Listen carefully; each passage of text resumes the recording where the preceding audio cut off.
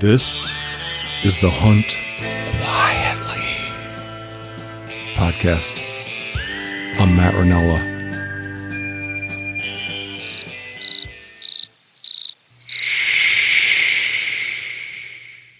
Oh, there we go. There we go. Now we're recording. Yeah, I don't like this new Zoom interface. I don't like change. No. Creature of habit, man. Mm-hmm. I'm resistant to any form of change. What up? What's going on, man? I had a dramatic weekend that I alluded to with you earlier on the phone about. Yeah. It's scary when it 2 comes to years animals. in a row. Now, I've poisoned my livestock with death camas. Bad parenting. Bad llama dad. It sounds like it's really hard to identify, though. No, it's not. No? Okay. For me, Okay. So I'm going to be charitable to myself here. Last year, I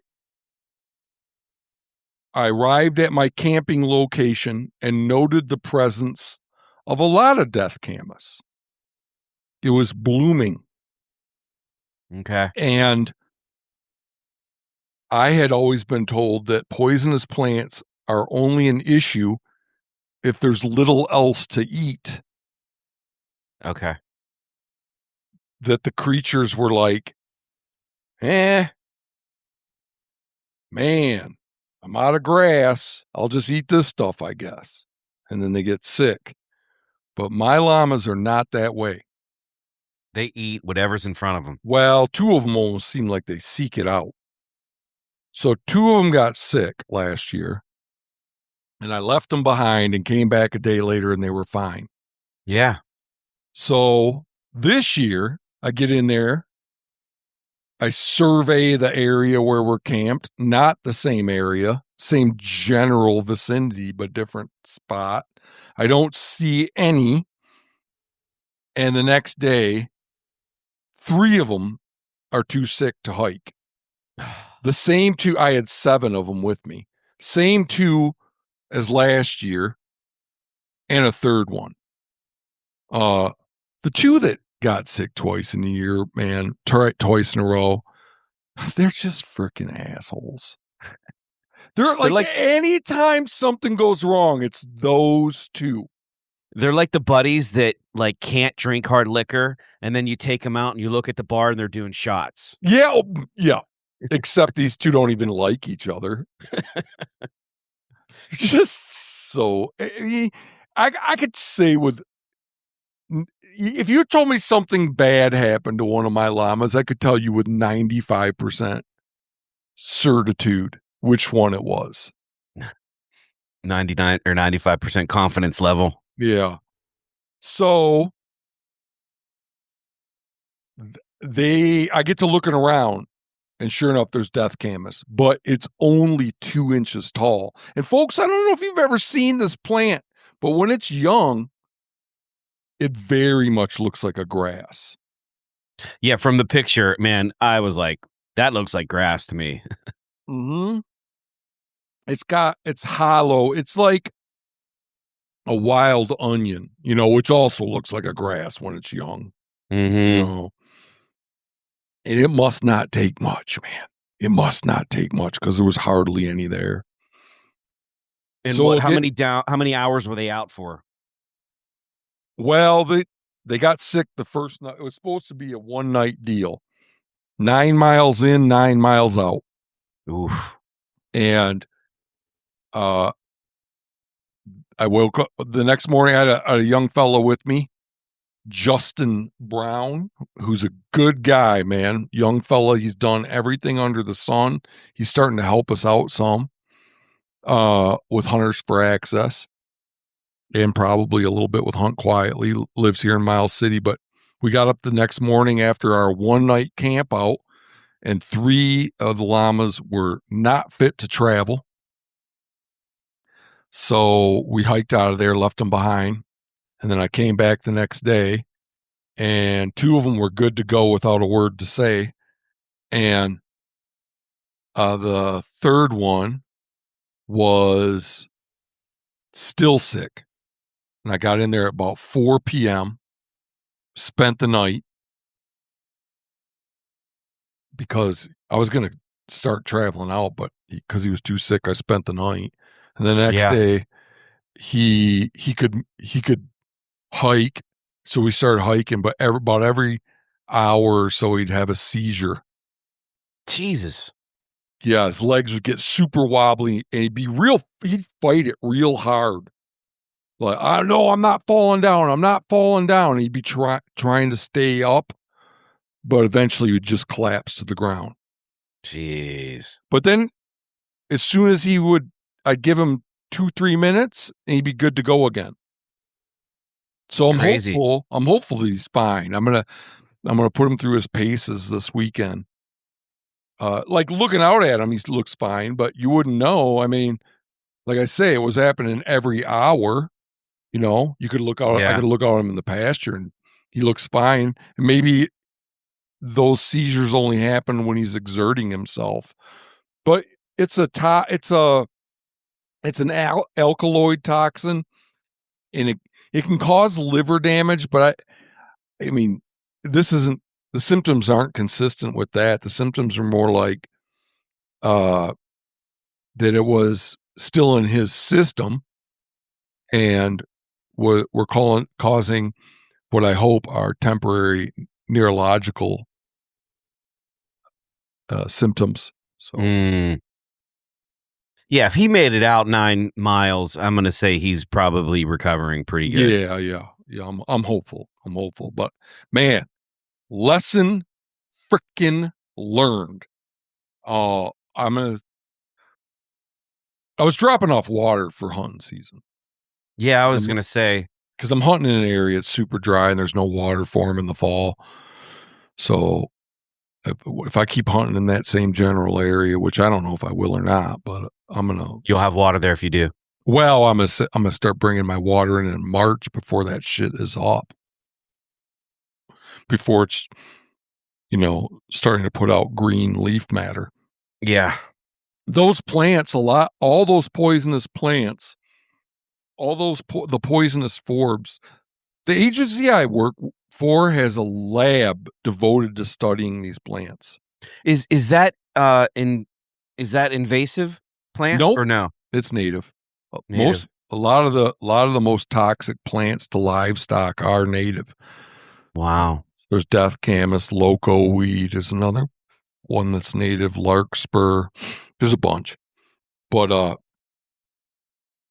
these plants, they're toxic, quite toxic when they're young up through the time they flower, and then as they mature and desiccate, they're perennials, but as the current year's growth starts to get old, they become less toxic. So it's not like something you have to worry about in the fall or even the late summer. It's just right now. And is any animal or ungulate able to graze on them? I don't know. I don't hear much about horses getting sick from it or mules or cattle. I think it can sicken those animals, but you don't hear about that much. Now that might be, I don't know why, if they're avoiding it, it could sicken them. Yeah. They're susceptible. Right. I don't know, maybe they just graze a little higher off the ground. I don't know, or maybe they just don't like it. It's hell on it's hell on sheep. Damn. It is. I had on my way back up there for my rescue mission, I had a blowout on the road, and 3 different ranchers, such nice fucking people, man. 3 different ranchers stopped by to help me with my tire. And we got to talk, and they're like, yeah, we lose sheep to it every year. No way. Wow. Yeah. These ranchers in this area, a big name up there is Murnion, and They were, what nationality is that? I don't know. That's a good question. But German? it's a very common name around here. And they were part of the Freemen. Remember the Freemen? No, I don't. Oh, well, it was like a little mini Waco. Oh, okay. Yeah. Oh, yeah. Okay, I Yeah, got they you. had a standoff with the feds. Yes. Yep. Yeah. Yeah. That same family in that same exact area. That's where I was. No shit. Mhm. Okay, I wrote down a few things. I don't know if you call them current events because a lot of this shit's old, but still, you know, things like that you see just kind of impinge on your senses until they reach a critical mass, and then you start to have an opinion or a perspective on them. You finally reach your threshold and you can't tolerate it anymore. Or for a few things, yeah. So, do you want me to go first with some things? Yeah, go ahead. Go for it. I'm just and I recorded a little video about this a while back for the Instagram and the YouTube, but I'm just struck by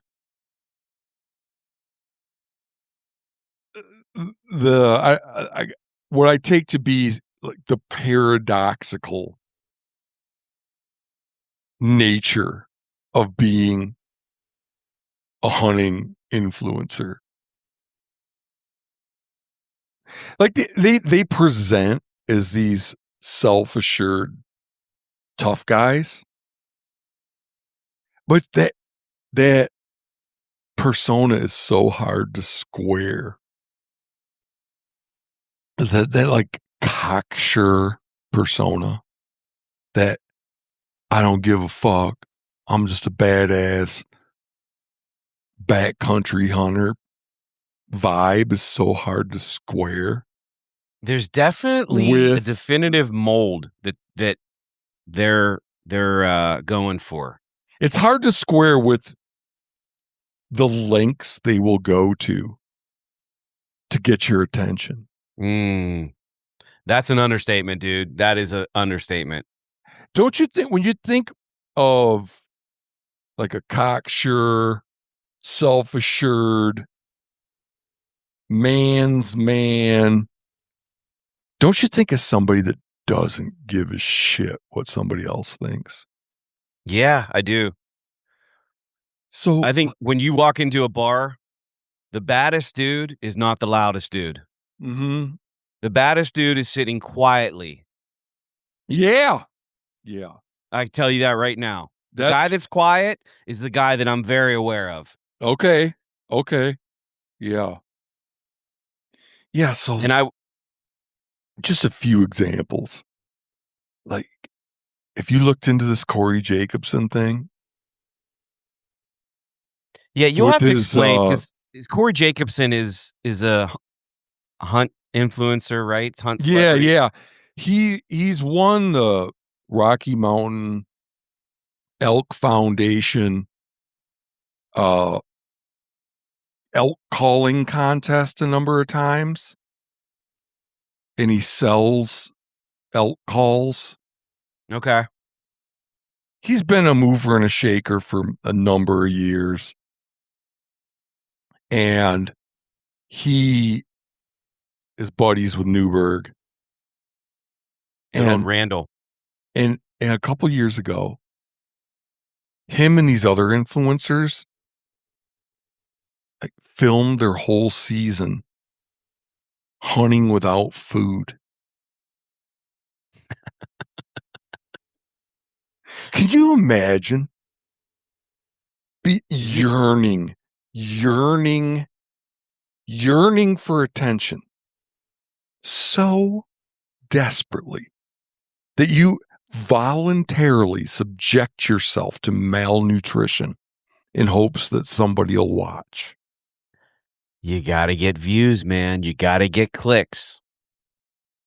I mean, Doesn't that say,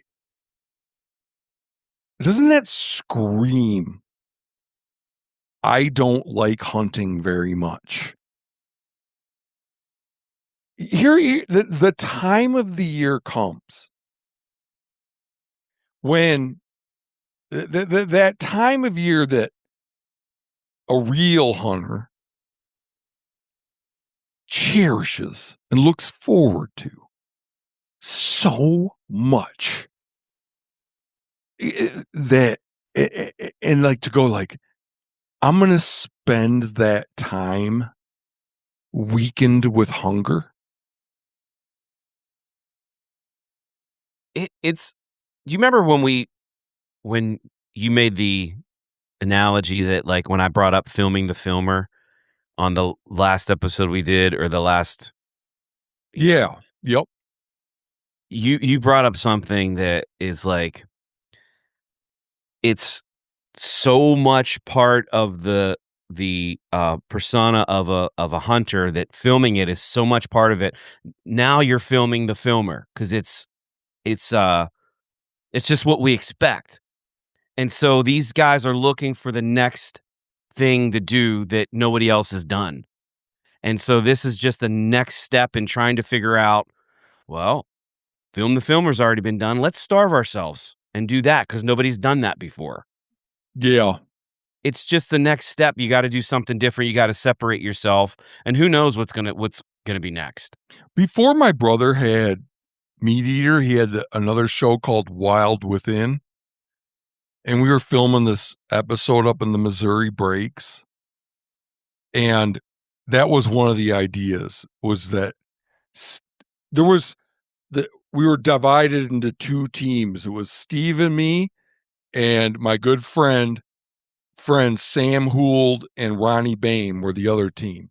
And they were going all modern with their gear. And we were using old shit like these old timey hooks Yeah. and this cord to try to fish. And they had, state of the art fishing tackle.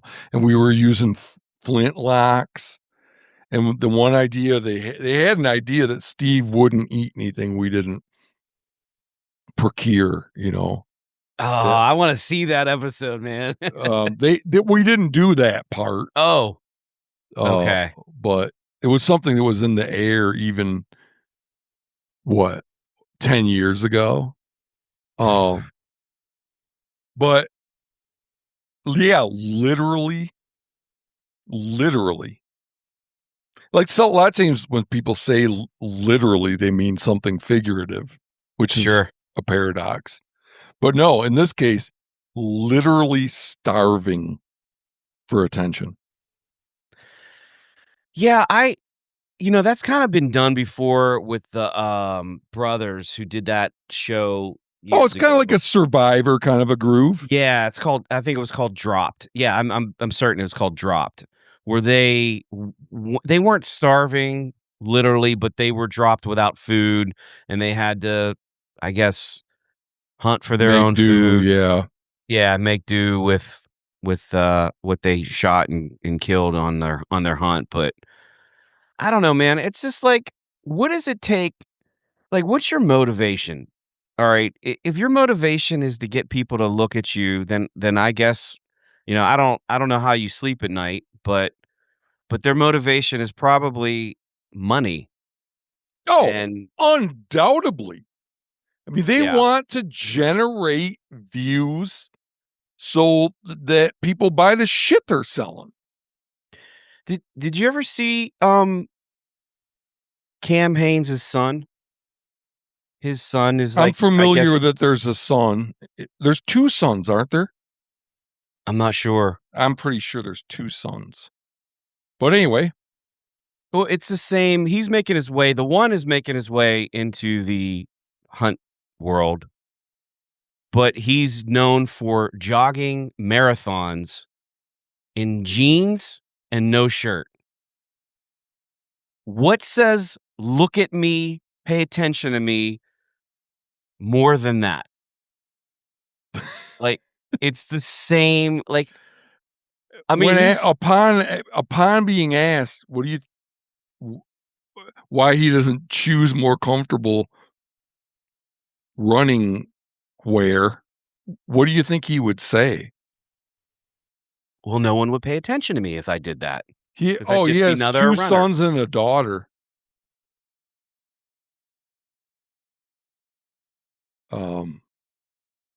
Yeah, I mean, Hopefully a disproportionate and effect of their traits let me just say the son emanate is from their jacked. hopefully a disproportionate proportion of their traits emanate from their mother. But then I think she married him, so maybe that's not a better deal. I don't know. Let me just say this, the son is jacked. I mean, if I looked like that, I'd probably try to pick as many scenarios to have my shirt off as possible. However, I would would be embarrassed to run a marathon in jeans with no shirt on, getting people to like look at you like, what is this? What's wrong with this guy? That's the first thing I think of. Like, what's wrong with him? Well, nothing's wrong with him. He wants people to look at him. Yeah. Sure, of course. Another example is Adam Weatherby. He's got this video, it's a couple of years ago. Again, this is just shit that impinged on my senses enough that I'm finally saying something about it. He's got this video of him and his wife sitting on this glassing knob. We talked about this before. I think I know what you're going to say. Eating. We talked about it on the podcast. Yeah. Really? Oh. Yeah. Eating sheep. Eating sheep shit. Yeah. Yeah, we did. Now, am I offended by that? Not in the slightest. Not in the least. Do I think he should take the video down? No. I don't care. The only thing I'm interested in with that, just in the same way that I'm interested in Corey Jacobson and these other dudes starving themselves, is just the lengths these people will go to get you. What will it take? What do I have to do to get you to look at me? Mm-hmm. And do you The remember self-assured, bravado, I don't give a fuck, tough guy, rugged individualists. But at the end of the day, they are like attention-starved toddlers whose mommies didn't clap enough at their t-ball games or when they got potty trained. Yeah. I know what I'll do. I'll eat feces. That will get people to clap for me. Yep. If I eat manure. It's like when you asked me what I like about hunting shows, and one of the comments I made was like, is what I'm watching, is it exactly the way it would happen if the cameras weren't there? Based on the hunt, the personality, the person's reaction. Okay, Adam Weatherby would never, ever dare eat shit if that camera wasn't there. Yeah. And Corey Jacobson would Never starve himself. Would not subject himself to a caloric deficit. Just like Cam Haines would never carry an animal when a UTV or four-wheeler or a truck is probably 25 yards from the ground blind they're hunting at in Texas. Oh, yeah. There's another example. Him and my brother a couple of years ago packing wild hog carcasses around a side-by-side accessible property in Texas. Just like willing to cause soft tissue and joint damage to themselves in the hopes that you'll buy something. that they're selling. Or you'll say, "Man, he's a badass. Yeah, Look it's at all Cam." connected, man. It's like Yeah. you think you think they're a badass, then you buy what they tell you to buy, right? It's He's got credibility. He's tough. I'm buying the Hoyt bow because that's what he uses, or whatever. I'm buying the First Light because he can carry a pig. call me That's old, what but all this shit is, Jim. I'm buying First Light. That's going to be the name of this episode. I'm buying First Light because he can carry a pig. I'm I'm call me old, but as a 52-year-old man, when I see that, I'm like, that is so fucking dumb. There's a truck and 5 guys watching some idiot put a a a a deer or whatever it is on their back. Yeah. Like, in your brother's defense, at least he was like, it's not a common practice. Like for Cam, it's a common practice. And Right. in that episode, Cam was showing him how to do it. Yeah, but my brother, it's still fucking embarrassing, man. Under any circumstances, it just shows he's a fucking shill, man. It's stupid. At the very least, you're probably staining and ruining a pair of clothes. I don't like to get bloody unnecessarily. I don't either. I absolutely. Last fall, my friend Miles fell off a roof in August. He climbs up on the roof because he's trying to get this squirrel to go around the other side of the walnut tree in his yard so his daughter's boyfriend can peg it with the BB gun. And he's looking up at the squirrel and falls off the roof. How high? Oh, like a freaking garage roof? What? Oh, Jesus. He fucked himself up. He fell on a wooden fence. Oh my God. Yeah, his shoulder was so messed up. He couldn't carry anything. And he was just totally messed up. So I went, he had a couple antelope tags and I went hunting with him. And I did the Cam Haines. I carried these 2 antelope that he shot. What are you doing? I'm asking my wife to bring me a drink. I don't want to interrupt. He's typing on his phone. He's texting his wife to bring him I don't want to interrupt. So These beverages are going down a little quick. So I did that. I did the Steve Rinella Cam Haines. Out of necessity. But I took a contractor sack and cut a slit in it and put it over me, and then put the antelope over it like that. Because he shot them both pretty close to the truck. And they were like, it'd be nice to take them home whole, Yeah. But I didn't want to get blood all over me. So that worked good. Made a couple of arm holes and a head hole and put this contractor sack over me. Those things are light. Well, ladies and gentlemen, if you see somebody carrying a pronghorn around, let me tell you, that ain't hard. That ain't a heavy load. I just think it's unnecessary. And if the cameras weren't there, Cam would not carry. No. Yeah.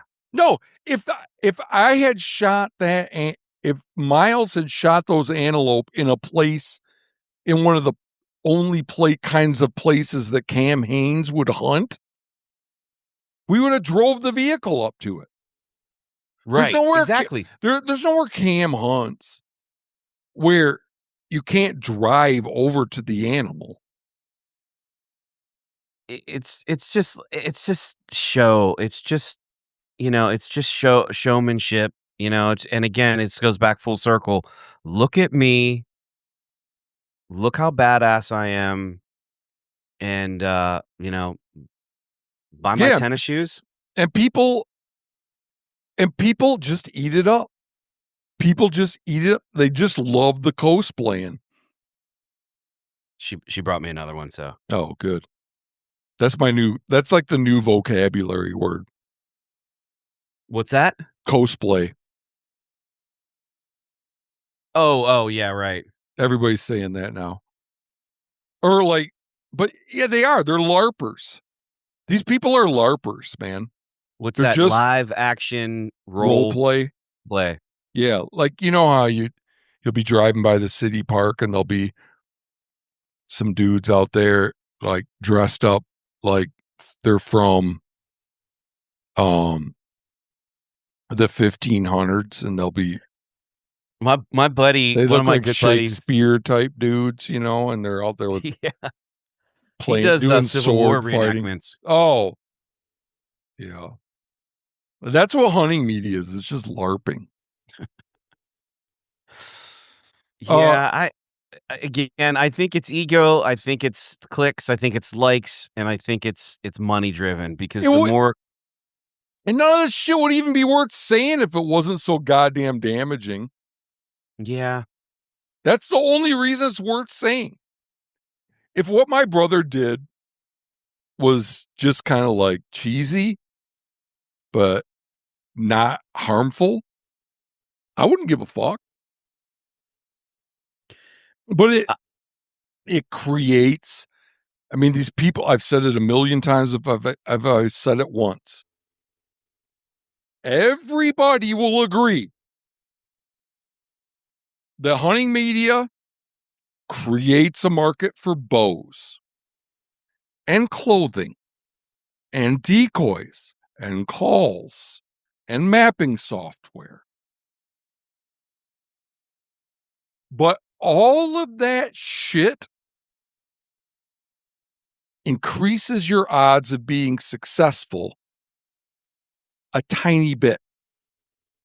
If you look under what circumstance? I just can't imagine not understanding that also creates a market for the thing that does differentiate successful from unsuccessful hunters, which is exclusive access to unfreaked out wildlife. Yep, no doubt. I was gonna say, Matt, if you look at old pictures, and we'll do East Coast, West Coast. If you look at old pictures from the 1960s of these guys with these giant mule deer, they're all in Wranglers and ranching shirts. Oh, interesting. Nothing special. And then if you look at guys from the East Coast, they were in Woolrich, the old hunting jacket, the red flannel style of, like, there was nothing special for these guys back then. There was no designer camo. They just wore whatever they could to stay warm. Yeah, I'll make a deal right now with Cam Haines' kid. I'll wear the frickin' are they like skinny jeans? Or is normal? Yes. Yeah. I'll wear the goddamn skinny jeans and go hunt where you and your daddy hunt. And you can wear the Sitka and go hunt where I hunt. And let's see who comes out on top. Yeah. I mean, jeez. But yeah, I mean, it's just like, I guess it's just an added bonus to be warm and comfortable, but you don't need to go out and buy a new pair of designer camo every single year. No. You know what? I'm still after all these years wearing the shit that I used to wear when I was buddies with my brother that he gave me. After all these years. Yeah, when that shit wears out, I'm going to go buy my clothes from Columbia. They sell camo clothes, or Wrangler, they sell camel clothes. Or Americana Pipe Dream. You know Americana about them? Mm-mm. Oh, they got a huge presence online. They got a Instagram page. They are these dudes in Wisconsin. Check them out, folks. They source military surplus from abroad. So they sell wool, Flectar camo. Isn't that a kind of camo? Flectar? I I don't think it know. is. But that's where I'm gonna get my stuff is So from I got Evan Curtin. That's where he's gotten a lot of his hunting clothes. Is I'll have to from check it out, man. yeah. I got a Christmas gift from some family members a few years ago, maybe 3 or 4 years ago. And I got like a First Light set of clothing. I like it. I like First Light, but I also like Cabela's. Ironically, I think Cabela's is kind of underrated when it comes to their clothing. Mm. And so I shop their bargain cave a lot for their clothing. Full disclosure. Is it because they give money because Josh Bomar sells her shit? Is that why? That's part of the reason, but let's keep that between us. That Yeah. brings another point, Matt. Land. Okay, Josh, the convicted poacher, Josh Bomar. Yeah, he has a deal with Lancaster Archery, Bass Pro, and Cabela's. That's another thing that's just absurd to me, man. Well, it's Like these companies are so unscrupulous that they're like, oh, I don't give a shit if he violated the Lacey Act. He's got a big following, so no doubt. I mean, there's an element like money talks, and they could care less. yeah. They are worried about selling product. Why is it that people say they could care? Why could care less? They care less. They care less. They could care less. I don't know. Yeah, you said they could care less. Yeah. But that's not the right, that means that they care. Right. You're right. If you analyze it, yeah. It should be they couldn't care less. They couldn't care less. Maybe that's just I inaccuracy. I have devoted myself to caring as little as possible. And with great effort, I've made it so that I could not possibly care less. But if you say I could care less, that's saying I care to some extent. I could care less. Yeah. But I don't. You could I care about it a lot. You could care the maximum amount. If you cared the maximum amount possibly, then certainly you could care less.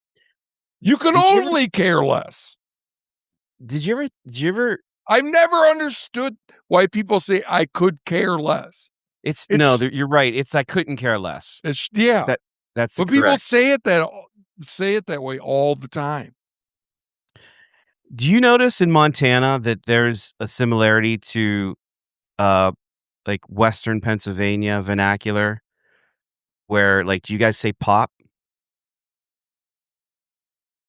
That was what we said in Michigan. I think here it's more of a soda. It's more soda country here, or soda territory. Okay, because like I think my boss, I don't know where he was from in Montana, but he and his family had a lot of the same word choices out of like this as Western Pennsylvanians with like we say pop. We say and that after a sentence. Yeah. Yep. That's a Midwestern thing too. Yeah, and that. So it means and so on, or it's like it means like and whatnot, like right. Yeah, and yeah, like etc. Maybe it means something along the lines of etc. Would you say? I don't. And I try so not on to. and so forth. Yeah, so on and so Like forth. he Yeah, was bragging and carrying on and and threatening to that fight people, and yet, yeah, I knew a guy who was an outdoor writer over in Missoula, and instead of "in that," he'd say "and yet." and yeah, You know, we say and that. It's like and and yeah, at. oh yeah, It's yeah. so bad here. It's so bad. Um, there's little weird things like that that interest me. Like a lot of people here say instead of wolf, they leave the L out and they say woof. That's Western Pennsylvania, very much so. Mm. Myself included, I had to really correct that. Oh, really? Yeah. Mhm. How about instead of measure, measure? Have you heard that one? No. Oh, No. really? We That's like a huge one. My mom's second husband, no, third husband, uh, measure. He was a me carpenter. measure. Measure. And people in there's I've run into people in Montana that say measure instead of measure. We s in Western Pennsylvania, we say yins versus you all. Mm. Have Like, you ever I heard somebody from Great Britain say named? It was a guy named Bob. no. No, I haven't either. They would say a guy called A guy Bob. called Bob. Oh, right. I remember I was in Myrtle Beach in 7th grade. I was in 7th grade, so this is circa 1987, 88-ish, and my brother and his buddy were going to the elevator, and I yelled, and I said, "Hey, where are yins going?" And they told me they were going down to the beach. I'm like, "All right, I'll see you down there." And this guy was walking down the hall, and he was like, "You're from Pittsburgh." And I was like, "What?" Whoa, lay it out for me again. Just based on me saying yins. I said, "Where are yins going?" Oh, And yeah, that I've was my never heard first. that one. Yeah, yins. Instead of you all, where are you all going? We say yins. Mm. I don't say it anymore, but I used to. Where are yins going? Have you ever met somebody that leaves out to be? I've encountered people in my life, like instead of that needs to be cleaned, they say that needs cleaned. That is a Western Pennsylvania. Absolutely. That needs cleaned. Yes. Oh, so you have Yep. met people that leave out to be. Oh, absolutely. Yes, absolutely. Hmm. Well, that was a nice like little linguistic interlude. Um, Back should we to get Cabela's and should we get Josh Bomar. should we get back to bashing on influencers? I know. I gotta like be careful what I divulge. I'm being a hypocrite here because I do love some of these companies. Oh, I don't love the companies. I mean, you The don't. I don't products. think you do either. It's you sit there and go, "Oh, I have such a warm." I hope the Yeah, people. that I hope the people that work at Cabela's are having a nice evening. as they I take my sure money. do. I sure do care about them. I mean, you just mean like they offer products that you appreciate. Yeah, and I like right, especially in the bargain bin. Yeah. All right. The next on the hit list is oh, let's stick with Corey, old Corey for a minute. So I want to play a little clip here that I found from a recent podcast with Corey Jacobson and uh and Randy Newberg. This is from a podcast episode entitled, this is from Elk Talk, Why Your Favorite Elk Spot Just Went to a Draw, episode 160 of Elk Talk. All right. Son of a bitch. The technology is so hard for me to navigate. Here we go. And it's gotten harder. You and I would talk 4 or 5 years ago. It was still possible to have an guaranteed elk tag every year. Yeah. And now that Colorado's gone to draw, Eastern Oregon's gone to a draw, Idaho's a draw for non-residents. I mean, there are over-the-counter opportunities in a few states for non-residents, but man, they're not fun hunts. Yeah. Did you catch all that? Yeah. And they go, you did? I want to make sure it was clear. Yeah, it was. I mean, you got it going. Yeah, it was very clear. Okay. You want to go first? Go ahead. You go first. How in the world can these guys with a straight fucking face bemoan the decline in elk hunting opportunity when they've devoted their entire career to trying to erode elk hunting opportunity? At the very least, they should acknowledge that what they're doing is exposing opportunity. And when you expose opportunity, you attract more people to it. And over time, the opportunity wanes. They're literally, and they go on and on. I just played a little bit. They're literally bitching about how it's harder to get a tag now. I mean,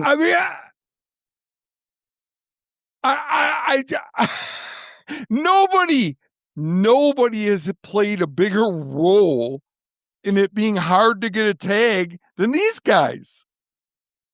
All you've done for the last 15, 20 years, how long has this show been on? A long time. Is show us how awesome elk hunting is out west. Yeah, and tell us everybody should do it. Where, take advantage of your public lands. Maybe not the exact freaking square mile that you've been hunting, although a lot of people have sussed that out. But certainly not only the states, but the parts of the states. You know, Randy, you're going to find all kinds of videos of Randy blowing up particular parts of particular states, and sometimes getting paid to do so. Arizona, prime example. Yeah. There was a petition amongst a bunch of people, like just this informal petition to prevent Arizona Fish and Game from hiring Randy anymore, or anyone else for that matter, to promote hunting there. Yeah, and they Arizona Fish and Game hired him to promote hunts down there, and those hunts have subsequently gone from over the counter to draw. Absolutely. Out here in eastern Montana, there's the Chamber of Commerce in a small town hired Randy to promote mule deer hunting, which he did. And mule deer hunting should not be promoted. If anything, they should encourage people not to do it because they're in trouble. Yeah, encourage people to go wild boar and whitetail deer hunting. Yes. If you really care, if you're a true conservationist. Yes. You know, which none of these people really are, in my view. So it's just, I just can't imagine being so tone deaf that your lips can even, I mean, I could see in private, but your lips could in public, in a public setting, complain about not being able to get a hunting permit after years of effort, dedicated, striving to make it more difficult to get a hunting permit. Matt, I'll be the first to say it. As somebody lives in the East Coast, when I think about traveling to hunt, I think about traveling to the West. Okay. And to say that when I see a hunt, I don't think about how I can duplicate or mimic something that looks appealing to me, it's ridiculous. I do. It's human nature. Okay, to argue otherwise is to argue that fish and game management agencies are wasting our money. Fish and game management agencies believe that these douchebags sell hunts. That's why they hire Randy to promote Arizona, why they hire the hunting public to promote turkey hunting in multiple states, why chambers of commerce that are interested in bringing in hunters during hunting seasons to stay at the motels and eat at the restaurants, why they hire. I mean, They're interested in guys like me, the non-residents who are buying the expensive tags, who are staying in the hotels. They're not interested in locals. They're interested in the guys that travel. Oh yeah. So yeah, you're not, if you don't believe that this shit increases demand, that these guys aren't making it harder for themselves to go hunting, and people that have been hunting in these places just as long as they have or longer, then you're disagreeing with Jim and Matt. You're disagreeing with fish and wildlife management agencies. And it's like you said, I forget, maybe you can remind us, the viewers and myself, but it's something to the effect of like, to say that hunt influencers aren't bringing more people is to say that marketing doesn't work.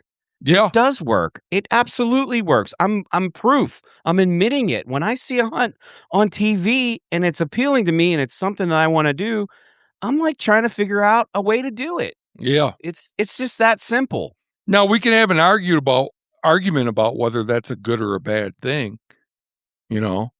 Well, I think you could be indifferent about it, but to say that you're not impacting people to do that at an increased rate is just ignorant.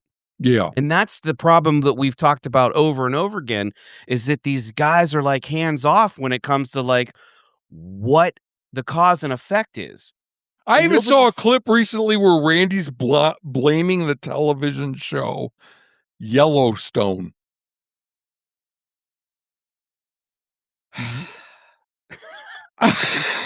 It's comical. That's not a hunting show. Yeah. It's comical. So, like, am I saying Randy is the sole cause of? No, he's just an example. But like, it's just you don't hear the other people. You don't. I mean, he's at least Randy and Corey are, I mean, introspective enough that they'll consider it. The rest of them won't even consider it. You know, they won't even consider. Well, okay, they won't attribute blame to themselves. Like Randy and Corey won't attribute blame to themselves, but at least they'll admit that it's becoming harder and harder for people to hunt where they want, when they want, which is undoubtedly the case. Undoubtedly the case. Then, as if it wasn't absurd enough already, as if it would it wouldn't take considerable creativity and foresight to consider a way in which it could get even more absurd. Randy is the mouthpiece for the biggest company out there that is helping people get their out-of-state hunting license. And that's Go Hunt. Randy is the spokesman for Go Hunt. I mean, I try to stay off the Insta as much as I can, but I'll admit it, man. I'll do a little doom scrolling now and again. And a month ago, when deadlines for draws were approaching, every time I did a little flipping through, and I don't even really, I'm looking at other shit. This is not I look at a lot of corgi videos. And I like these puzzles where, like, you look at it one way and it's a duck, and you look at it another way and it's a rabbit. I like stuff like that. I'm not looking at hunting stuff. But even though, here's Randy, it's application season. And he's like scrolling through the Go Hunt app, showing you how easy it is. This is who we're supposed to take our lead from? About getting to hunt where we want, when we hunt, where we want to hunt, when we want to hunt. This is the person that you choose to help us with that? The leading destroyer of that? It's a classic case of causing the problem and selling the solution. Yeah, it's like, who makes candy? What's a big candy company? Mars. Nestle. It's Hershey. like We'll stay in Pennsylvania. Hershey. It's like Hershey giving you dental advice. Is that yeah? That's what it's like when Randy is helping you decide how to apply for a tag. You wouldn't need Go Hunt if it wasn't for people like Randy. I mean, I think it's just so absurd. Well, there's so much to unpackage here that it's hard to ignore. But I think what you tell me this, but like, you have limited draw hunts, and you've had limited draw hunts for the last 20 years, 25 plus years, all over the West, maybe longer. Okay. Me? But you're talking about me? No.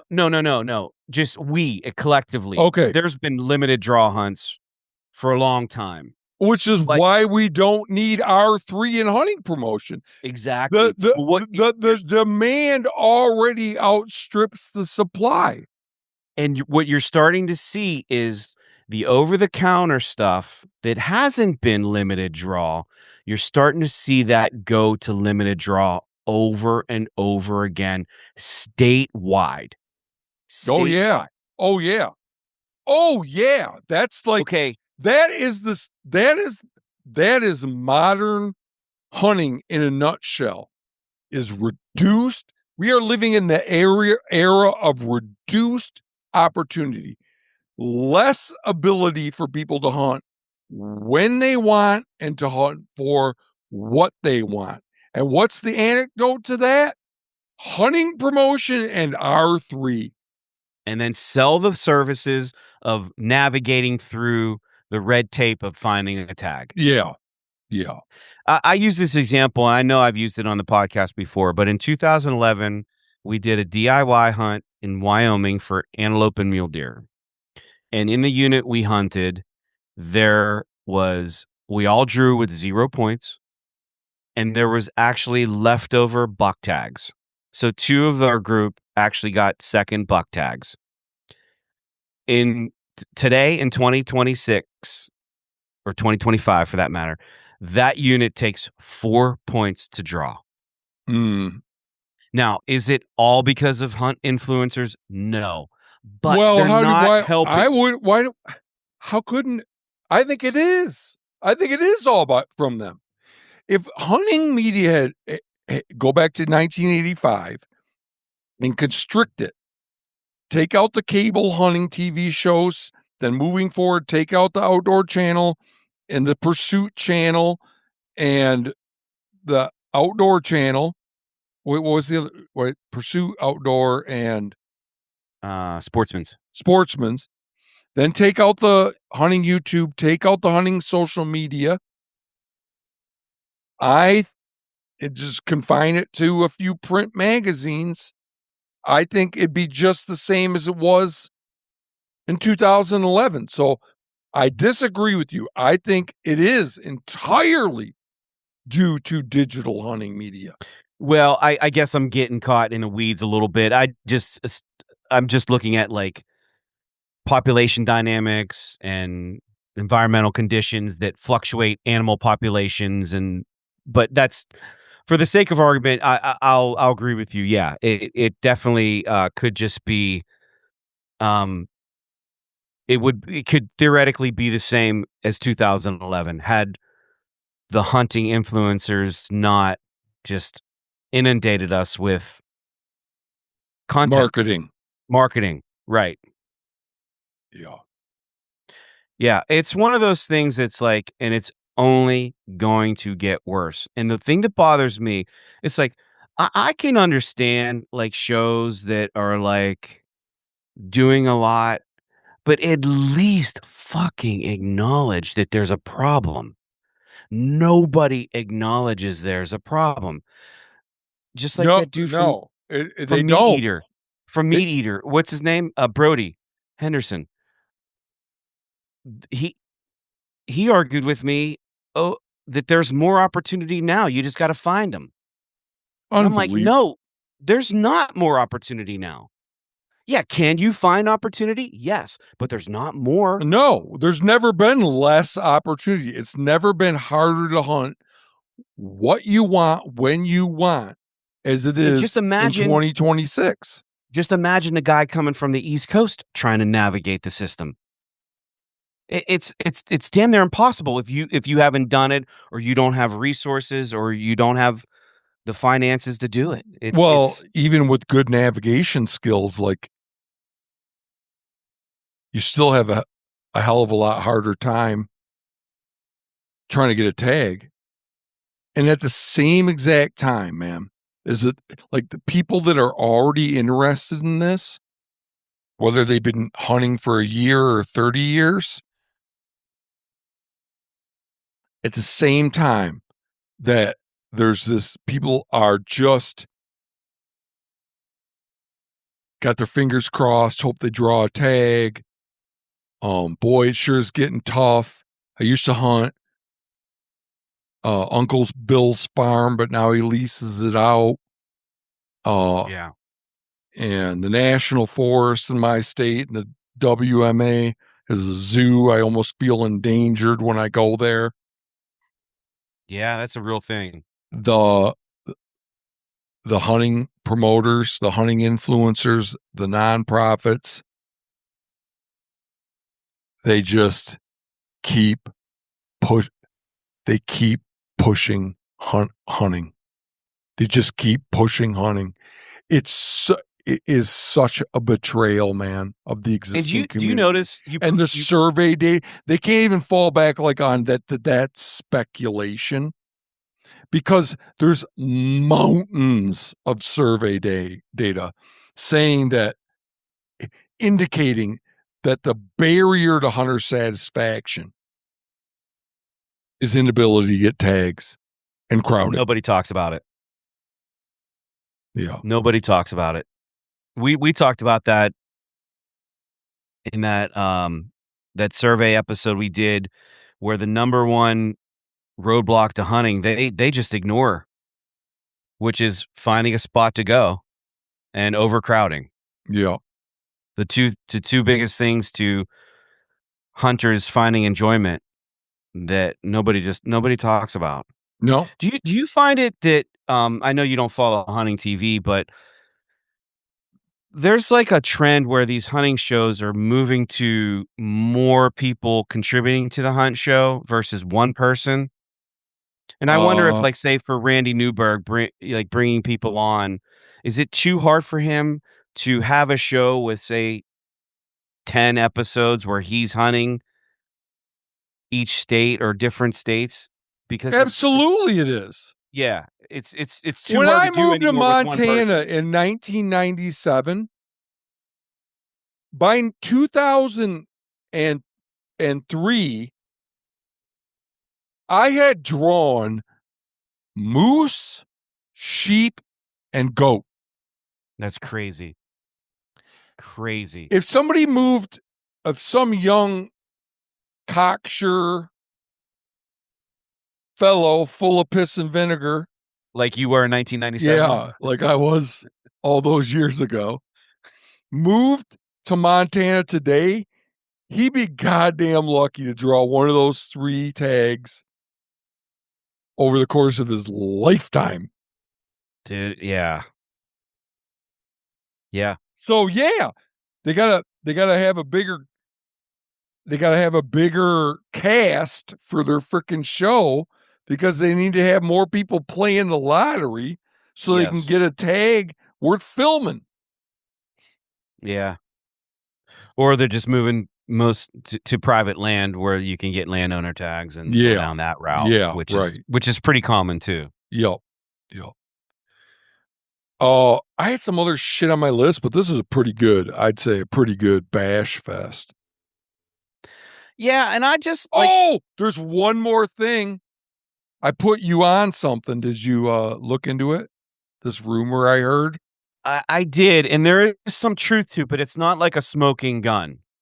Okay. Because his newest season, he does. Oh, we gotta lay it out first. Okay, lay it out. Do you want to lay it out, or you want me to lay it out? No, go ahead. Because you had. I had this young feller telling me that Randy Newberg has deviated from his historic approach and in recent videos not said the state where he's hunting. Right, that's true. And Jim agreed to look into it. And Jim was going to look and see, does he consistently name the state in past seasons? Yes, that is very true. He does. Yes, without a doubt. He names the states in past seasons. Does he do so now? There's some states he does, like he does Nevada elk, he does Oregon ducks, he does Dall sheep in the Northwest Territories. So there are some geographical indicators, but he is attempting to, like, for example, like I looked up, he's hunting mountain whitetail. He doesn't say where. And I kind of watched the whole episode because I was moderately interested in it. So that's got to be Arizona. No, I think he's only wearing orange vest, so he's not wearing a hat. So I would say it's Idaho or okay, not Coos deer. No. He's he's hunting whitetails. So I'm gonna say the terrain would be Idaho-ish, but maybe Wyoming, somewhere where you don't have to wear orange on your head. Okay. And then any other examples? No, there's some general elk hunts that he doesn't say where. Oh, that's another example. Yeah.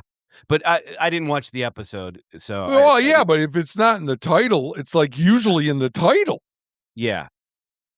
Yeah, but in the summary, he does talk about Nevada elk, Dall sheep in Northwest Territories, Oregon ducks. So okay. And then Corey Jacobson, they do this thing where he's tracking through his home state of Idaho. So it's a little bit of both. They're still spot burning their asses off. Yeah. But he did go back in some of his videos. Do you remember us talking about the unit in southern Arizona where Rico hunted Coos deer. Jim's friend Rico. Yes, he was on an episode early on, and Randy showed a very distinguishable convenience store. It's like the only one in a very large area, and so you can know exactly where he's at. And he did go back and blur out that convenience store in that episode. So you retrospectively. Okay. Yes, he's very aware of it. Yeah, he's very aware of it. Yep. So I don't know what he Which thinks is it, about Randy? Do you want people to know where the good spots are or not? I thought you were Mr. Like, here's how you get your tag, promote public land hunting, and create advocates for that cause. That's his mantra.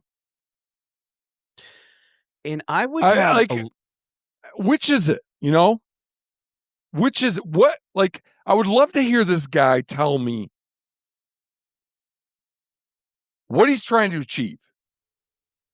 On one hand, he's spot burning saying hunt Eastern Montana for years. Eastern Montana. Like, with some kind of geographical specificity, tell me at what level of queuing people in is too much, is too specific. Here's mine. I'll tell you mine. I oppose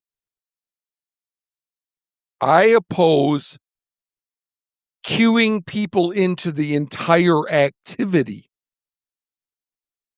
Yeah. Regardless of location. But with Randy, you can't tell is he opposed to drawing attention to a particular section, a square mile? Is he opposed to drawing people into a specific hunting district, a specific part of a state? Because like blurring out a convenience store says, I don't want you around here, around this town, but at the same time, he'll be blowing up a part of a state.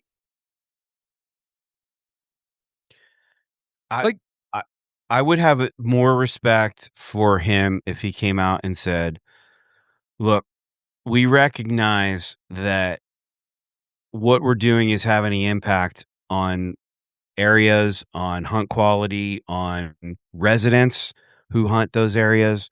So here's what we're doing. We're going to try to mitigate that, and we're going to be more vague about where we hunt. That would be, I would celebrate that. Yes. If he said that, we're still going to give you guys content. You're still going to be able to enjoy the outdoors. You're going to still be able to celebrate the outdoors. And we're recognizing that this is a problem, and this is what we're doing moving forward. And we suggest that other people producing content do the same thing. Applause. Round of applause. Thank you. Somebody is acknowledging that they are having an impact, and it's causing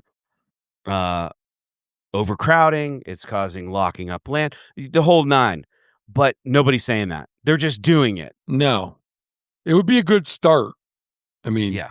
The ultimate solution is that hunting ceases to be a form of entertainment, but it would be at least a start. Well, make it informational. You brought this up. Make it a paywall. And the people that really want to view it will pay to see it. And you'll stop the average guy from, oh, I want to do that. That looks cool. I don't. That doesn't do it for me. They're still getting paid. Saying, they're still getting paid to hunt at a minimum with a paywall. Yeah. Oh yeah, but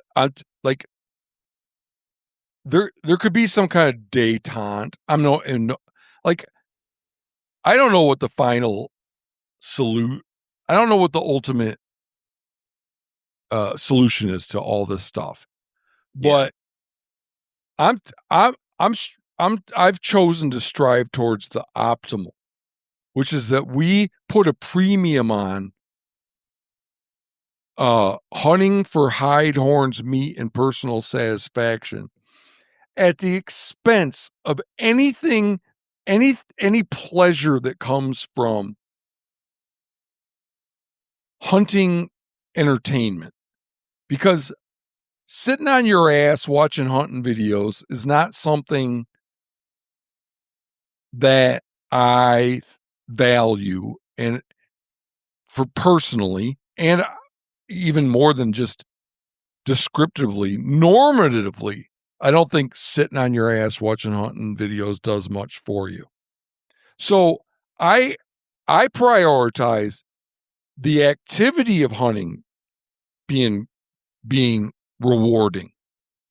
And the activity of hunting, the quality of that, and the quality and the entertainment aspect are at cross purposes. What's good for the entertainment is terrible for the activity. Yes, I agree. Absolutely. And I don't think, like you said this, and I'm going to repeat it. I don't think a dead and dying animal should ever be used to sell a product or to entertain people in the sense where there's a lack of respect for the animal. And you see that all too often where there's just like, it's just a commodity, man. It's just a fucking commodity. These carcass-based advertising is what Yep. I've been calling it. Yep. They have little to no care for the animal, for what it looks like to other people that may or may not hunt. So yeah, I've grown to despise that. Yeah. Okay, my friend. I think that's a pretty good podcast. I feel smug about it. I feel good about it. How do you feel about it? Yeah, this was a good one. I always enjoy these, like, and we should say this, well, at least on my end, there was little to no prep. So this was just a good rap session, in my opinion. I like that. All right. Well, folks, I hope you enjoyed it as well. So thanks for tuning in. If you want to reward us for a job well done, you could go to huntquietly.org and buy some merch from us, spread the message, and all of the proceeds from that go to Hunters for Access, an organization devoted to protecting and expanding state-run programs that allow us all to hunt. That's a major focus of ours. Jim is working on getting a chapter of Hunters for Access going there in Pennsylvania, which I'm pretty thrilled about. Yeah, we have some news that's going to be coming out that's pretty exciting. And Jim, did you hear about the House passing the proposed farm bill? I did not. Yeah, so the House passed it. If it passes the Senate, and for the first time in a coon's age, we have a new farm bill, then there'll be a big bump in funding for what is it called? The VPA HIP. Yes. Voluntary Public Access Habitat Improvement Program. Remember you and I podcasted with TRCP, the CEO, Whit Fossberg. Yeah, Whit. Yep. Yeah, a couple of years ago, because this was proposed, and I think it got passed, that when the new farm bill went into effect, there'd be a bunch more money for this program that funds these access programs. So that's exciting news. If it were to pass, there'll be more funding for these state-run access programs, which are the programs that Hunters for Access is devoted to facilitating, these programs that allow everybody to hunt. And we can prevent these landowners from giving up their land to leasing and outfitters and all keeping it open to the public. Yeah. Yep. So hopefully we'll have some good news about that in in the not too distant future. All right, my friend. That was wonderful. right. Thank you. Right on, man. Good I'll talk to catching you, up Matt. with you. Bye. Yeah, you too, buddy. Talk to you later.